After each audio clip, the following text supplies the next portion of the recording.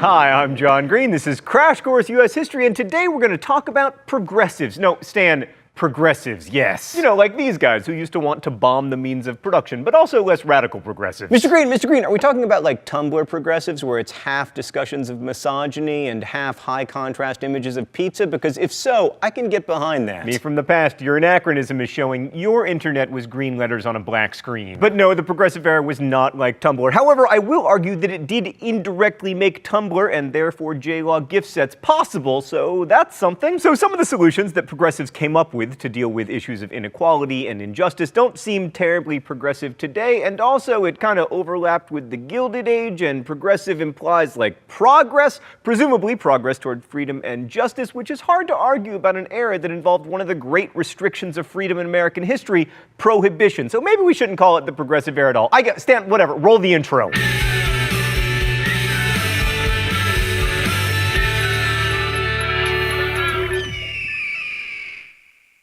So the Gilded Age was the period when American industrial capitalism came into its own and people like Mark Twain began to criticize its associated problems. Then the Progressive Era was the age in which people actually tried to solve those problems through individual and group action. As the economy changed, progressives also had to respond to a rapidly changing political system. The population of the US was growing and its economic power was becoming ever more concentrated, and sometimes progressives responded to this by opening up political participation, and sometimes by trying to restrict the vote. The thing is, broad participatory democracy doesn't always result in effective government, he said, sounding like the Chinese National Communist Party. And that tension between wanting to have government for, of, and by the people and wanting to have government that's like good at governing kind of defined the progressive era, and also our era. But progressives were most concerned with the social problems that revolved around industrial capitalist society, and most of these problems weren't new by 1900, but some of the responses were. Companies, and later corporations, had a problem that had been around at least since the 1880s. They needed to keep costs down and profits high in a competitive market. And one of the best ways to do this was to keep wages low, hours long, and conditions appalling. Your basic house elf situation. Just kidding, house elves didn't get wages. Also, by the end of the 19th century, people started to feel like these large monopolistic industrial combinations, the so-called trusts, were exerting too much power over people's lives. The 1890s saw federal attempts to deal with these trusts, such as the Sherman Antitrust Act, but overall, the federal government wasn't where most progressive changes were made. For instance, there was muckraking, a form of journalism in which reporters would find some muck and rake it. Mass circulation magazines realized they could make money by publishing exposés of industrial and political abuse, so they did. Oh, it's time for the mystery document? I bet it involves muck. The rules here are simple. I guess the author of the mystery document, I'm either correct or I get shocked. Let a man so much as scrape his finger pushing a truck in the pickle rooms, and all the joints in his fingers might be eaten by the acid one by one. Of the butchers and floormen, the beef boners and trimmers, and all those who used knives, you could scarcely find a person who had the use of his thumb. Time and time again, the base of it had been slashed, till it was a mere lump of flesh against which the man pressed the knife to hold it. They would have no nails. They had worn them off, pulling hides. Wow. Well, now I am hyper aware of and grateful for my thumbs. They are just in excellent shape. I am so glad, Stan, that I am not a beef boner at one of the meat packing factories written about in the jungle by Upton Sinclair. No shock for me! Oh, Stan, I can only imagine how long and hard you've worked to get the phrase beef boner into this show, and you finally did it. Congratulations! By the way, just a little bit of trivia. The Jungle was the first book I ever read that made me vomit. So that's a review. I don't know if it's positive, but there you go. Anyway, at the time, readers of The Jungle were more outraged by descriptions of rotten meat than by the treatment of meatpacking workers. The Jungle led to the Pure Food and Drug Act and the Meat Inspection Act of 1906. That's pretty cool for Upton Sinclair, although my books have also led to some federal legislation, such as the which officially declared Hazel and Augustus the nation's OTP. So to be fair, writers have been describing the harshness of industrial capitalism for decades, so muckraking wasn't really that new, but the use of photography for documentation was. Louis Hine, for instance, photographed child laborers in factories and mines, bringing Americans face to face with the more than 2 million children under the age of 15 working for wages, and Hine's photos helped bring about laws that limited child labor. But even more important than the writing and photographs and magazines when it came to improving conditions for workers was Twitter. What's that? There was no Twitter? Still? What is this, 1812? All right, so apparently still without Twitter, workers had to organize into unions to get corporations to reduce hours and raise their pay. Also, some employers started to realize on their own that one way to mitigate some of the problems of industrialization was to pay workers better. Like in 1914, Henry Ford paid his workers an average of $5 per day, unheard of at the time. Whereas today I pay Stan and Danica 3 times that and still they whine. Ford's reasoning was that better paid workers would be better able to afford the Model Ts that they were making, and indeed, Ford's annual output rose from 34,000 cars to 730,000 cars between 1910 and 1916, and the price of a Model T dropped from $700 to $316. Still, Henry Ford definitely forgot to be awesome sometimes. He was anti-Semitic, he used spies in his factory, and he named his child Edsel. Also, like most employers at the turn of the century, he was virulently anti-union. So while the AFL was organizing the most privileged industrial workers, another union grew up to advocate for rights for a larger swath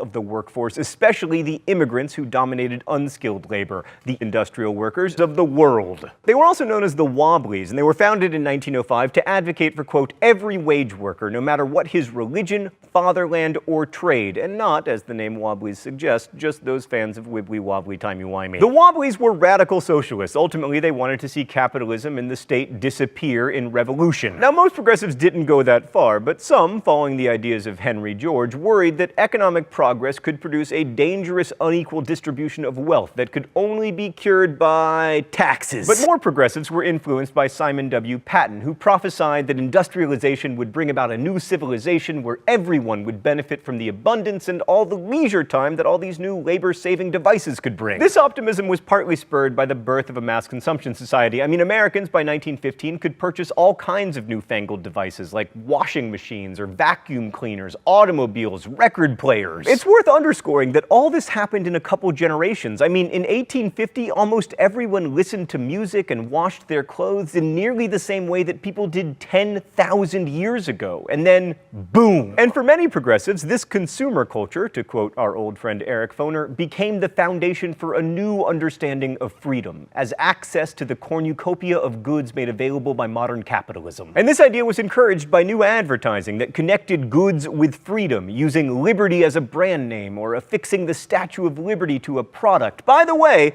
Crash Course is made exclusively in the United States of America, the greatest nation on earth, ever. That's a lie, of course, but you're allowed to lie in advertising. But in spite of this optimism, many progressives were concerned that industrial capitalism, with its exploitation of labor and concentration of wealth, was limiting rather than increasing freedom, depending on how you define freedom, of course. Industrialization created what they referred to as the labor problem, as mechanization diminished opportunities for skilled workers and the supervised routine of the factory floor destroyed autonomy. The scientific workplace management advocated by efficiency expert Frederick W. Taylor required rigid rules and supervision in order to heighten worker productivity. So if you've ever had a job with a defined number of bathroom breaks, that's why. Also, Taylorism found its way into classrooms, and anyone who's ever had to sit in rows for 45-minute periods punctuated by factory-style bells knows that this atmosphere is not particularly conducive to a sense of freedom. Now, this is a little bit confusing because while responding to worker exploitation was part of the progressive movement, so was Taylorism itself, because it was an application of research, observation, and expertise to the vexing problem of how to increase productivity. And this use of scientific experts is another hallmark of the progressive era, one that usually found its expression in politics. American progressives, like their counterparts in the green sections of not America, sought government solutions to social problems. Germany, which is somewhere over here, pioneered social legislation with its minimum wage, unemployment insurance, and old age pension laws. But the idea that government action could address the problems and insecurities that characterize the modern industrial world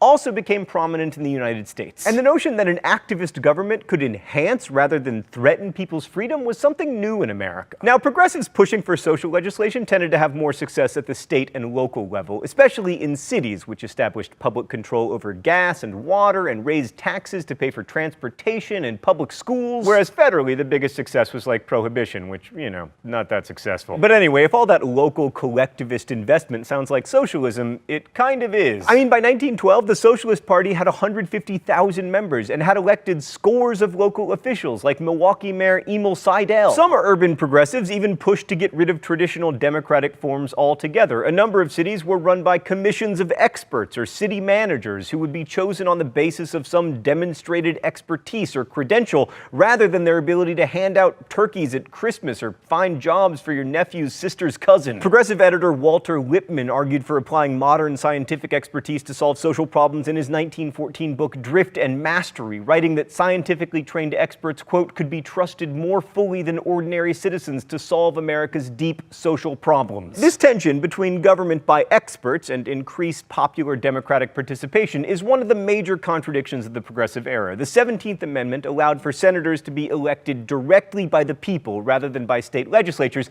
and many states adopted primaries to nominate candidates, again taking power away from political parties and putting it in the hands of voters. And some states, particularly Western ones like California, adopted aspects of even more direct democracy: the initiative, which allowed voters to put issues on the ballot, and the referendum, which allows them to vote on laws directly. And lest you think that more democracy is always good, I present you with California. But many progressives wanted actual policy made by experts who knew what was best for the people, not the people themselves. And despite primaries and direct elections of senators, it's hard to argue that the Progressive Era was a good moment for democratic participation, since many progressives were only in favor of voting insofar as it was done by white, middle-class Protestant voters. All right, let's go to the thought bubble. Progressives limited immigrants' participation in the political process through literacy tests and laws requiring people to register to vote. Voter registration was supposedly intended to limit fraud and the power of political machines. Stop me if any of this sounds familiar, but it actually just suppressed voting generally.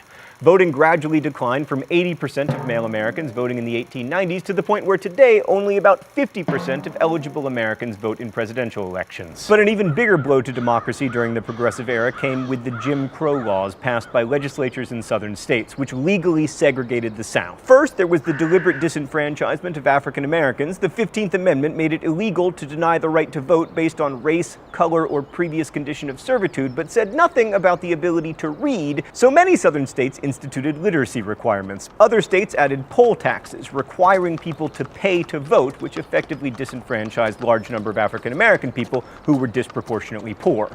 The Supreme Court didn't help. In 1896, it made one of its most famous bad decisions, Plessy versus Ferguson, ruling that segregation in public accommodations, in Homer Plessy's case, a railroad car, did not violate the 14th Amendment's Equal Protection Clause. As long as black railroad cars were equal to white ones, it was A-OK to have duplicate sets of everything. Now, creating two sets of equal quality of everything would get really expensive, so southern states didn't actually do it.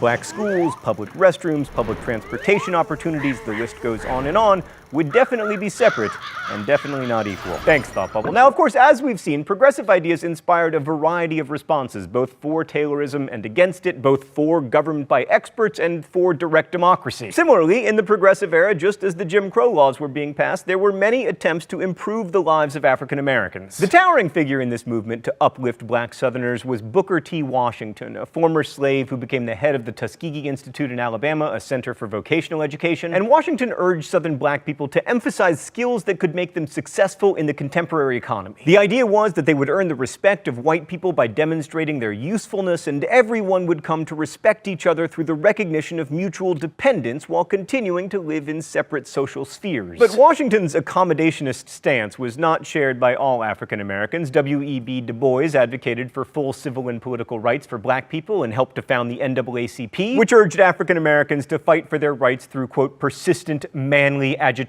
So I wanted to talk about the Progressive Era today, not only because it shows up on a lot of tests, but because progressives tried to tackle many of the issues that we face today, particularly concerning immigration and economic justice, and they used some of the same methods that we use today: organization, journalistic exposure, and political activism. Now, we may use Tumblr or Tea Party forums, but the same concerns motivate us to work together. And just as today, many of their efforts were not successful because of the inherent difficulty in trying to mobilize very different interests in a pluralistic nation. In some ways, their platforms would have been better suited to an America that was less diverse and complex, but it was that very diversity and complexity that gave rise and still gives rise to the urge toward progress in the first place. Thanks for watching. I'll see you next week. Crash Course is produced and directed by Stan Muller. Our script supervisor is Meredith Danko. The associate producer is Danica Johnson. The show is written by my high school history teacher, Raul Meyer, Rosiana Rojas, and myself, and our graphics team is Thought Cafe. Every week there's a new caption for the Libertage. You can suggest captions in comments, where you can also ask questions about today's video that will be answered by our team of historians. Thanks for watching Crash Course. If you like it, and if you're watching the credits, you probably do, make sure you're subscribed. And as we say in my hometown, don't forget to be awesome. That was more dramatic than it sounded.